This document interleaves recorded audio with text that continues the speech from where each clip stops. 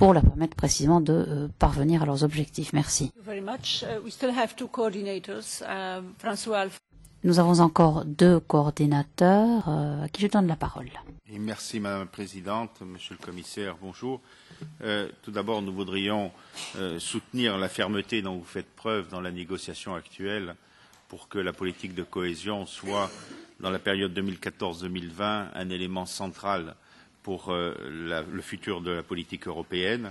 Pour nous, cette politique de cohésion a apporté la preuve qu'elle est aujourd'hui la meilleure façon de faire face à la crise, c'est-à-dire la meilleure façon de mettre sur la table en Europe les moyens pour surmonter la crise à travers des procédures qui sont connues, qui sont vérifiées, qui s'effectuent dans le respect des pouvoirs locaux et des partenaires et qui s'effectuent avec des ambitions de politique novatrice que nous impulsons et que nous cherchons à impulser au niveau européen.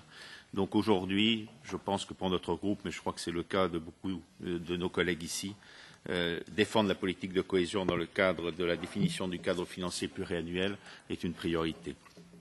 Ce que je voudrais dire aussi, c'est que votre proposition et votre action en tant que commissaire a permis d'échanger à de nombreuses reprises ici et le document qui nous est soumis intègre déjà des points qui étaient en discussion il y a quelques mois et dont on ne parle plus car ils semblent acquis. Je pense à cette nouvelle architecture de la politique de cohésion avec la création des régions de transition et d'autres points qui ont été novateurs et qui sont dans cette proposition et qui font que dans l'ensemble, évidemment, nous trouvons que c'est une proposition tout à fait intéressante.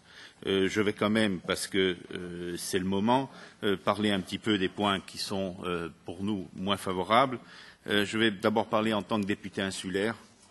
Avec plusieurs députés d'autres îles en Europe, nous nous sommes rencontrés, nous avons le sentiment de ne pas être compris au niveau de la Commission sur les spécificités.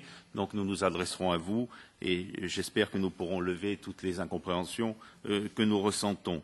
Ensuite, je crois qu'il y a ces problèmes de la macro-conditionnalité des aides. Cela a été dit par plusieurs avant moi. Je sais que c'est souvent au niveau des États que cette proposition est mise en avant, mais je crois qu'il faut insister sur le point qu'elle est incohérente, c'est-à-dire qu'elle n'offre pas d'efficacité par rapport à ce qu'elle veut prévenir, à savoir les dérapages des finances publiques dans certains États, et au contraire, elle va aggraver les situations si on la met en œuvre de façon stricte.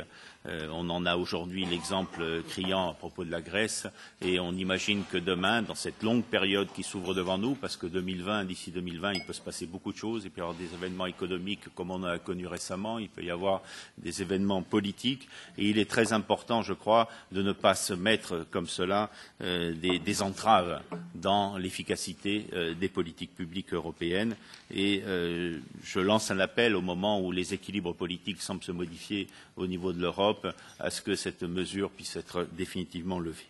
Voilà pour l'essentiel de nos propositions. Merci François.